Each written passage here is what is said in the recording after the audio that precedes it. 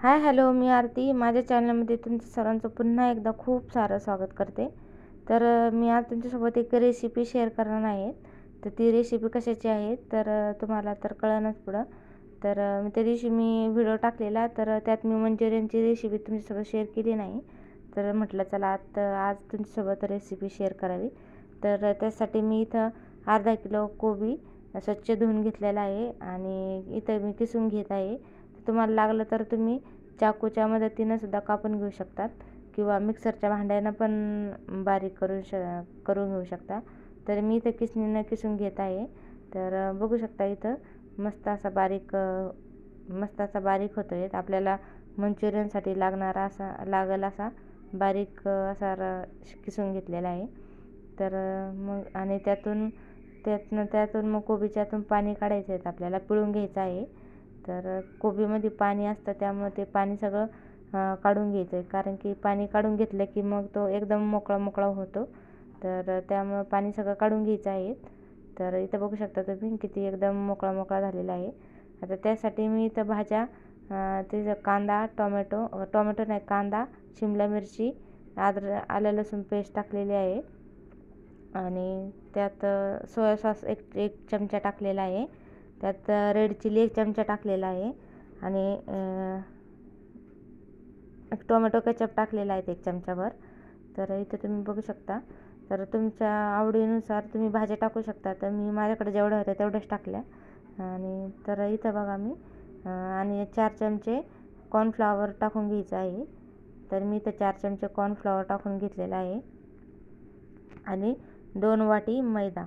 तर तुम्हाला लागेल तेवढं टाकायचं. आता मी 3 माणसासाठी बनवते त्यामुळं मग मी थोडंच बनवते आणि तर मस्त इथं कालवून घ्यायचं आहे. तर तुम्ही बिलकुल पाण्याचा वापर करायचा नाही. तर त्यात पाणी कोबीला पाणी सुटतं. त्या पाण्याच्या साहाय्याने तुम्ही इथं बारीक करून घ्यायचं आहे, मळून घ्यायचं आहे पीठ. पाण्याचा वापर बिलकुल मग करायचा नाही आहे. आणि यात आपलं मीठ घालायचं राहिलं होतं, त्यामुळे मी इथं मीठ घातलं आहे, कारण की सोया सॉसमध्ये जास्त मीठ असते त्यामुळं मीठ थोडंच घालायचं आहे. आणि मीठ थोडं घालून असं मस्त मळून घ्यायचं आहे पीठ. तर पाण्याचा एकही थेंबाचा वापर नाही करायचा. तिथे तुम्ही बघू शकता. मळून घेतलं का असं 5 मिनटं रेस्ट करायला ठेवायचं आहे त्याला. मळून झाल्यावर तर इथं तुम्ही बघू शकता 5 मिनटं झालेले आहेत आणि मी असं मस्त त्याचे बॉल्स बनवून घेते. आपले पिठाचे बॉल्स बनवून घेते. एकदम नॉर्मल हाताने असे गोल गोल करत बनवायचे आहेत. जास्त गोल पण नाही बनवायचे आणि जास्त हे पण नाही, एकदम हलक्या हाताने असे करून घ्यायचे आहे. तर हाताला चिकटत पण नाही, ते एकदम मस्त असे होतात. आपल्याला साईजनुसार आपल्याला लागेल तसे बनवायचे आहेत. कोणी मोठे बनवू शकतं, कोणी छोटे बनवू शकतं. तर मी इथं मीडियम साईजचे बनवले आहेत. तर मस्त असे बनवून घेत आहे एका हाताच्या साहाय्याने मदतीनं. तर इथं मी सगळे मस्त बनवून घेत आहे. तर बघू शकता इथं तुम्ही. आता माझे इथं सगळे बनवून झालेले आहेत. मंचुरियन बघू शकता मस्त झाले. जास्त गोल पण नाही आणि एकदम हे भज्यासारखे. आणि त्याचा याला आपण तळून घेऊ. तळून घ्यायला मी इथं गॅसवर कढई ठेवलेली आहे आणि एकदम फुल गॅसवर हे तळून घ्यायचे आहेत. 5 मिनटं फुल गॅसवर तळायचे आहेत. ते एकदम तेल गरम झालं की मग त्यात बॉल सोडायचे आहेत आपले. आणि शक्यतो होईल तसे एकदमच भरपूर जास्त बॉल सोडा, कारण की तेल गरम असतं ना, त्यामुळे आपल्याला तेलाची क्वांटिटी समजत नाही. त्यामुळे एकदमच जास्त टाकून घ्यायचे आहेत आपले. आणि ते एकदा आपण मंचुरियन तळायला लागले की एक गोष्ट लक्षात ठेवायची, त्याला अजिबात हलवायचं नाही. ते आपले आपच तळले की वरती येतात. तर इथे तुम्ही बघू शकता. नाहीतर मग कसं आपले मंचुरियनचे तुकडे पण पडू शकतात. त्यामुळे त्याला अजिबात हलवायचं नाही. ते तळले की आपोआपच वरती येतात. तर इथे तुम्ही बघू शकता. मी इथे सगळे टाकून घेतलेले आहे मंचुरियन मस्त तेलामध्ये आणि 5 मिनटं फ्राय केला. फ्राय झाल्याच्या नंतर बघा इथं मी 5 मिनटाच्या नंतर मी त्याला हे करून घेतलेलं आहे. मस्त असा आपल्या मंचुरियनला कलर आलेला आहे. बघा किती मस्त झालेले आहेत. मस्त असा ब्राऊन कलर आलेला आहे आपल्या मंचुरियनला. तर आता आपण इथं काढून घेऊ.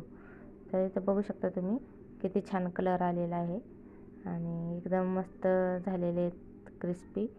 आणि वास तर वा कसला खमंग वास येत आहे. तर बघू शकता इथं तुम्ही.